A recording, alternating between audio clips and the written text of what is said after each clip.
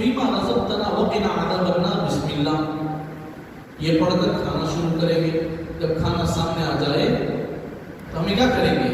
یہ مختصر اس کا ترجمہ یہ ہے اللہم بارک لنا، اللہ اس میں ہمارے لیے برکت عطا فرما. کس پر؟ جو کھانے کی چیزیں ہمارے سامنے ہیں اس میں کیا فرما؟ برکت عطا فرما. فیما رزقتنا وقنا عذاب النار، ہمارے رزق میں اللہ برکت عطا فرما. وقنا عذاب النار، ہمیں جہنم کی آگ سے بچا لیجیے. کھانے کو بھی جہنم کی آگ کو عذاب کو کیا کریں ٹچ ہے کیا؟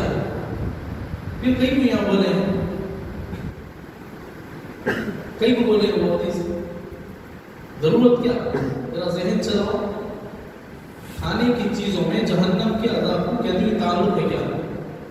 آدمی کھانے کے بعد اللہ تعالیٰ کی ناشکریاں کرنا شروع.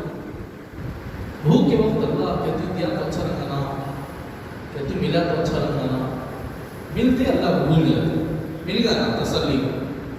پھر کب شروع کرتا ہے تب شروع کرتا اللہ کیا نہیں.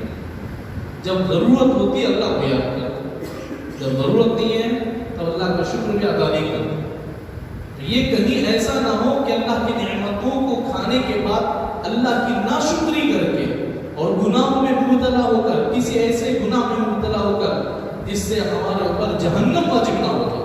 وقنا عذاب النار، ہمیں جہنم کی آگ سے بچائے. بسم اللہ، اللہ کے نام سے میں کھانا شروع کرتا ہوں.